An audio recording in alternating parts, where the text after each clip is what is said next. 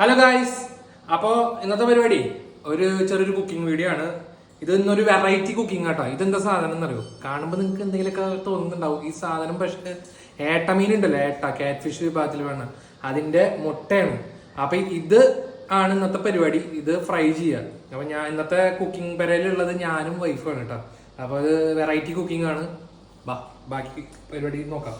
മുട്ട ക്ലീൻ ആക്കി കഴുകി വന്നപ്പോ കണ്ടില്ലേ, നമ്മുടെ ഓർബീസ് ഒക്കെ പോലില്ലേ, നല്ല കോട്ടിക്കായൊക്കെ പോലെ ഈ സാധനം. ഇതാണ് ഇനി നമ്മള് കുക്ക് ചെയ്തെടുക്കാൻ പോണത്. പക്ഷെ ഫ്രൈ ചെയ്ത് വന്നു കഴിഞ്ഞാണ്ടല്ലോ ടേസ്റ്റ് അപാരാണ്, അപാരം. അപ്പൊ കഴിച്ച അപ്പൊ നമുക്ക് നമ്മുടെ ഏട്ടമുട്ട ഒന്ന് മഞ്ഞപ്പൊടി വെള്ളത്തിലിട്ടിട്ട് വേവിച്ചെടുക്കാം.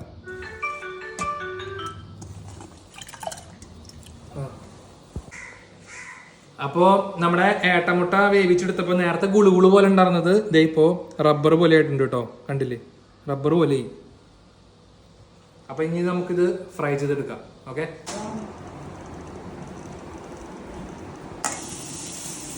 അപ്പൊ ആദ്യം തന്നെ ഇവിടെ സബോള നമുക്ക് വാട്ടിയെടുക്കാം. ഞാനും അമ്മയാണ് പണിപ്പുരയിലുള്ളത് കേട്ടോ. അമ്മ സബോള വാട്ടുന്നു. അപ്പൊ നമുക്ക് ഇതിലേക്ക് ആവശ്യമുള്ള മസാല എന്ന് പറയുന്നത് മുളക് പൊടി, മഞ്ഞപ്പൊടി, മല്ലിപ്പൊടി, ഗരം മസാല, വേപ്പില, ഇഞ്ചി വെളുത്തുള്ളി അരച്ചത് കേട്ടോ. ഇത്രയാണ് നമുക്ക് ഇതിലേക്ക് വേണ്ടത്. അപ്പൊ ഇതില് നമുക്ക് ഇഞ്ചി വെളുത്തുള്ളി പേസ്റ്റ് ഇടാം. ആദ്യം ഇട്ടു. അടുത്തത് വേപ്പില ഇടാണ്. അപ്പൊ നമ്മുടെ ഇത് കൂട്ട് വാടി വന്നിട്ടുണ്ട് കേട്ടോ. അപ്പൊ ഇനി ഇതിലേക്ക് നമുക്ക് ബാക്കിയുള്ള മസാലപ്പൊടികൾ കംപ്ലീറ്റ് ഇടാം. ഇട്ടോ, ഇതെല്ലാം ഇടണം കേട്ടോ.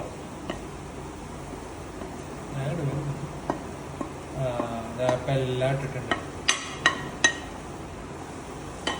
ഇതൊന്ന് മൂത്ത് വരത്തിതൊന്ന് എന്താ പറയാ, മൂത്ത് വര്. ഇതൊന്ന് മൂക്കട്ടെ. മസാല ഇട്ടതൊന്ന് മൂക്കട്ടെ. അമ്മോ. അപ്പോ ഗൈസ്, അപ്പൊ നമ്മുടെ മസാല മൂത്ത് വന്നിട്ടുണ്ട് കേട്ടോ. അപ്പൊ ഞാൻ അതിലേക്ക് നമ്മുടെ ഏട്ടമുട്ട ഇടാൻ പോവാണ്. ഇട്ടമ്മേ.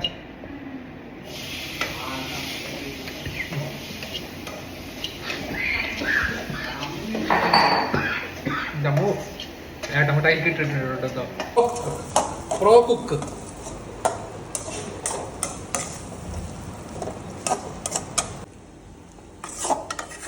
അപ്പൊ ഗൈസ്, നമ്മുടെ ഏട്ടമുട്ട റെഡി ആയിട്ടുണ്ട്.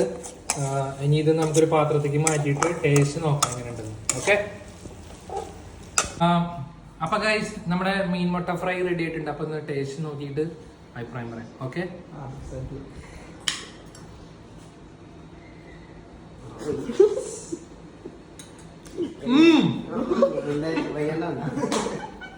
അടിപൊളിട്ടാ. ലക്ഷ്മണ, രതീഷ ടേസ്റ്റ് നോക്ക്. രതീഷോ ഗ്രീൻ പീസ് ആണോ? അല്ലല്ല, ഇത് മറ്റേ വെള്ളത്തിലിട്ടാ തീർക്കണ മറ്റേ ഇത് കറി വെച്ചത്. കഴിച്ചു നോക്ക്, ഇളക്കി നന്നായിട്ട് കഴിക്കും.